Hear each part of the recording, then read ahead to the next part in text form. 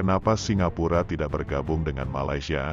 Singapura dan Malaysia adalah dua negara yang berada paling dekat dengan Indonesia. Kedua negara ini terakhir kalinya membebaskan diri dari penjajahan Inggris.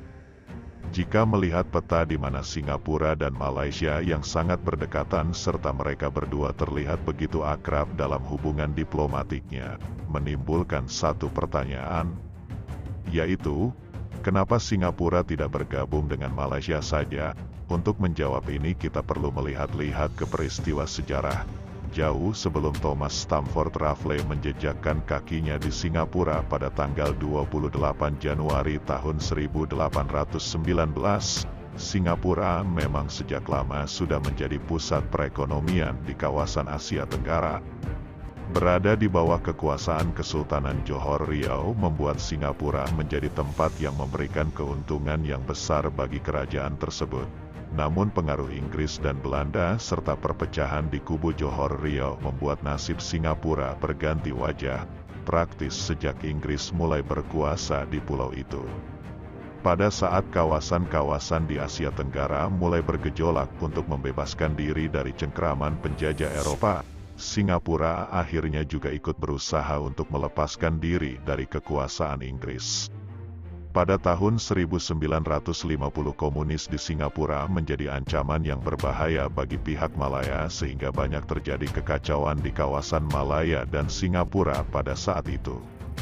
Pada tahun 1955 Partai Buruh Singapura memenangi pemilihan suara dan mengajukan amandemen mendirikan pemerintahan yang mandiri, namun ditolak oleh pihak Inggris.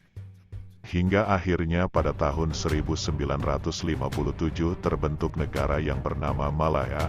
Pada tahun 1959 People Action Party berhasil memenangi pemilihan suara. Gubernur William Almond menjadi yang dipertuan negara yang pertama untuk Singapura. Partai PAP mempunyai niat yang kuat untuk bergabung dengan Malaya, sehingga akan memberikan efek positif bagi rakyat di kawasan tersebut.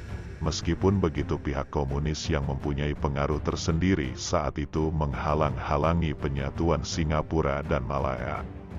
Pada tanggal 27 Mei tahun 1961, Perdana Menteri Malaya Tunku Abdurrahman mengajukan proposal pembentukan negara baru yang bernama Malaysia, di mana Singapura serta Sabah dan Sarawak ikut serta bergabung ke dalam negara itu.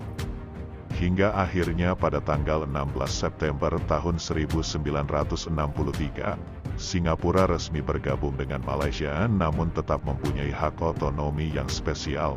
Namun ternyata bergabungnya Singapura dan Malaya bukan opsi yang tepat pada masa itu. Kerusuhan terjadi di berbagai macam wilayah dan isu rasial tersebar ke seluruh pelosok negeri. Sehingga akhirnya demi mencegah pertumpahan darah yang lebih banyak, Perdana Menteri Malaysia saat itu yaitu Tengku Abdurrahman dengan terpaksa memberikan pendapat kepada Parlemen Malaysia supaya Singapura dikeluarkan dari Malaysia. Akhirnya Parlemen Malaysia 100% menyetujui dikeluarkannya Singapura dari Malaysia. Pada tanggal 9 Agustus tahun 1965 terbentuklah negara baru yang bernama Republik Singapura dengan Perdana Menteri pertama yaitu Lee Kuan Yew serta Presiden pertama yaitu Yusof Ishak. Akhirnya sejak saat itu sampai sekarang Singapura menjadi sebuah negara yang berkembang pesat bahkan menjadi salah satu negara yang maju di dunia.